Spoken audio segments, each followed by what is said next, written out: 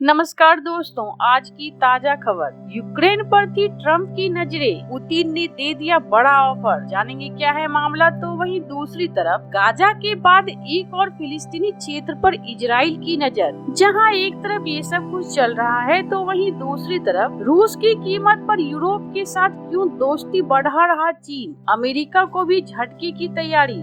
Geopolitics में बहुत कुछ चल रहा है, जानने को मिलेगा बहुत कुछ। आइए जानते हैं इन खबरों को विस्तार से। वैश्विक कूटनीति इन दिनों बदलावों की दौर से गुजर रही है और उथल पुथल जारी है। एक तरफ संयुक्त राष्ट्र में अमेरिका और रूस साथ आ गए हैं, तो वहीं यूक्रेन के मामले में यूरोपियन यूनियन अलग थलग पड़ गया है। इसी उलटफेर के बीच एक बड़ा बदलाव यह है कि अमेरिका से यूरोपीय देशों की दरार का फायदा उठाने में चीन जुट गया है। अमेरिका और रूस साथ आ गए हैं और दोनों देश यूक्रेन से जंग खत्म करने पर सहमत हैं। इसे लेकर अमेरिका और रूस की बात भी चल रही है। इस बीच चीन ने अलग ही दांव चला दिया है। उसका कहना है कि यूक्रेन शांति वार्ता में यूरोप के देशों को भी शामिल करना चाहिए। इस जंग का उन पर असर हुआ है और कोई भी फैसला उनके लिए मायने रखेगा, इसलिए यूरोपियन यूनियन को इसमें शामिल करने की जरूरत है। संयुक्त राष्ट्र संघ में चीन के राजदूत फू क्वांग ने कहा, शांति के लिए किए जा रहे हर प्रयास का चीन स्वागत करता है। अमेरिका और रूस के बीच जो समझौता हुआ है उसका भी चीन पक्षधर है। इसके साथ ही चीन ने एक बात और जोड़ दी है जो रूस और अमेरिका को चुभने वाली है,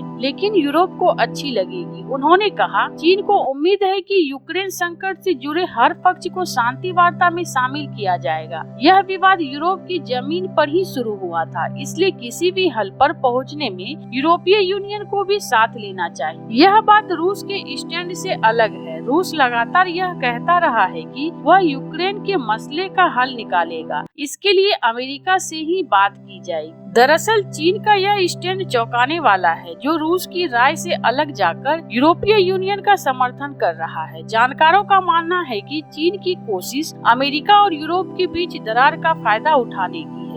इसकी वजह यह है कि अमेरिका के साथ चीन का ट्रेंड वॉर चल रहा है। ऐसे में चीन की कोशिश है कि यूरोप में ही पैठ मजबूत की जाए। यूरोप के तौर पर यदि एक बड़ा बाजार उसके साथ बना रहा तो फिर अमेरिकी ट्रेंड वॉर से निपटने से उसे मदद मिलेगी। आपको बता दें कि सोमवार को सऊदी अरब में अमेरिकी डेलीगेशन से मुलाकात के दौरान रूसी विदेश मंत्री सेरेगेई लावारोव ने स्पष्ट कहा था कि इस वार्ता में यूरोप को कोई जरूरत नहीं है। उनका कहना था कि मसले का हल करने के लिए यूरोप को पहले भी कई मौके दिए गए, लेकिन उनका रुख सही नहीं था। आपको बता दें कि 2022 में यूक्रेन से जंग शुरू होने के बाद से ही चीन का समर्थन रूस के लिए रहा है, लेकिन इस बार राय अलग है। इसे लगता है कि अमेरिकी रुख से यूरोप की जो चिंता है वह उसे चीन के करीब लाई। ऐसी स्थिति ड्रैगन के लिए राजनीति से लेकर कारोबार तक में फायदा देगी। डोनाल्ड ट्रंप के ये अपने शब्द रहे हैं कि आखिर कब यूरोप की सुरक्षा के लिए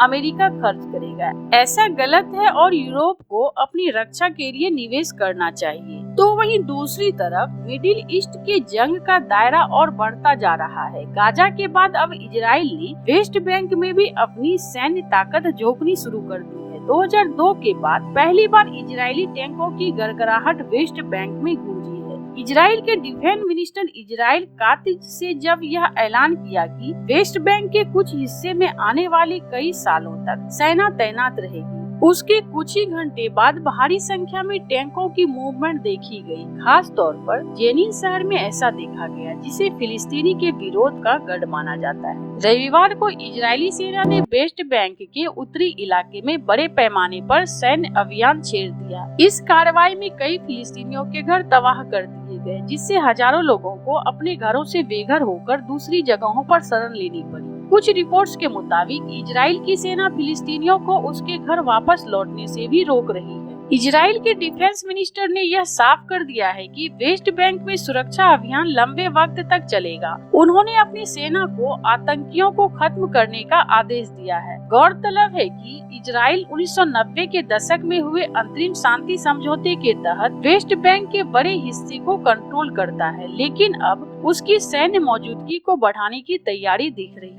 वहीं संयुक्त राष्ट्र के महासचिव एंटोनियो गुटेरेस ने इजराइल की इस कार्रवाई को लेकर चिंता जताई है। उन्होंने कहा कि वेस्ट बैंक में इजरायली सेना और बसने वालों की बढ़ती हिंसा खतरनाक संकेत दे रही है। आपको बता दें, गाजा युद्ध विराम के तहत 620 फिलिस्तीनी कैदियों को रिहा किया जाना था, लेकिन इजराइल ने इस फैसले को रोक दिया। इस पर हमास ने कड़ी प्रतिक्रिया दी है। हमास के नेता बसम नईम ने साफ कहा है कि जब तक 620 बंदियों को रिहा नहीं किया जाता तब तक कोई बातचीत नहीं हो। शनिवार को हमास ने 6 इजरायली बंधकों को रिहा किया था और 4 बंधकों के शव भी लौटाए थे। इसके बदले में इजराइल को फिलिस्तीनियों कैदियों को रिहा करना था, लेकिन इजराइल ने आरोप लगाया कि हमास बंधकों के साथ अमानवीय व्यवहार कर रहा है और इसी बहाने उसने बंदियों को रिहाई रोक दी।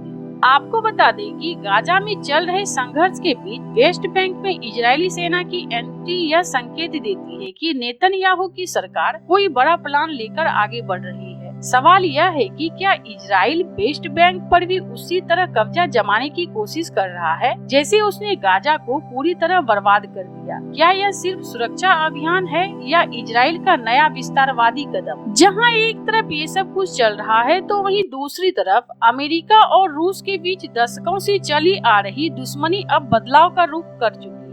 यूक्रेन के राष्ट्रपति व्लादिमीर जेलेंस्की बार बार आरोप लगाते रहे हैं कि डोनाल्ड ट्रंप रूस के साथ करीबी दिखा रहे हैं। वहीं रूस और यूक्रेन के युद्ध के मुद्दों पर जब यूएन ने 3 प्रस्ताव पेश किए गए तो अमेरिका ने खुलकर रूस का साथ दिया। अमेरिका ने यूक्रेन पर आक्रमण के लिए रूस को दोषी ठहराने से ही इनकार कर दिया। अमेरिका के इस रुख से पूरी दुनिया हैरान है। वहीं भारत, चीन समेत कई देशों ने इस प्रस्ताव पर वोटिंग ही नहीं की। आपको बता दें कि यूक्रेन में 3 साल से चल रहे युद्ध को खत्म करने की मांग वाले प्रस्ताव यूएन में पेश किए गए थे। कुछ जानकारों का कहना है कि अमेरिका और रूस के बीच डील हो गई है। पहले डोनाल्ड ट्रंप की नजरें यूक्रेन के दुर्लभ मेटल पर थी। उन्होंने कहा था कि फ्री में अमेरिका यूक्रेन की मदद नहीं करेगा, बल्कि उसके बदले में उन्हें खनिज भंडार पर अधिकार चाहिए। अमेरिका और यूक्रेन के बीच डील फाइनल होने ही वाली थी कि रूस ने वैसा ही प्रस्ताव अमेरिका के सामने रख दिया। रूस का कहना है कि अमेरिका रूस के साथ अच्छे संबंध रखकर भी अच्छी आमदनी कर सकता है। राष्ट्रपति चुनाव के पहले ही व्लादिमीर जेलेंस्की ने युद्ध जीतने के लिए अमेरिका के सामने खनिजों के अधिकार के लिए सौदे की बात रखी थी। कुछ दिन पहले ही डील का ड्राफ्ट तैयार हुआ था, जिसमें कहा गया है कि यूक्रेन के 50% खनिजों से होने वाले रेवेन्यू अमेरिका का होगा। हालांकि इसमें यूक्रेन के रक्षा का आश्वासन नहीं दिया गया था। ट्रंप प्रशासन का कहना था कि पहले जो सहयोग किया गया है उसके एवज में अमेरिका यह सौदा कर रहा है। जब रक्षा का आश्वासन नहीं मिला तो व्लादिमीर जेलेंस्की ने डील का साइन करने से इनकार कर दिया। यह अमेरिका के साथ संबंध ठीक करने का एक तरीका हो सकता है। इसके अलावा रूस ने भी यह कहा कि वह यूक्रेन में खनिजों के खनन में अमेरिका का सहयोग कर सकता है। पुतिन ने कहा कि अमेरिका के अलावा अन्य विदेशी सहयोगियों के साथ वह भंडार को बढ़ाने में मदद करने को तैयार है। उन्होंने कहा कि साइबेरिया में एल्युमिनियम प्रोडक्ट बनाकर भी अमेरिका की कंपनियां लाभ कमा सकती हैं।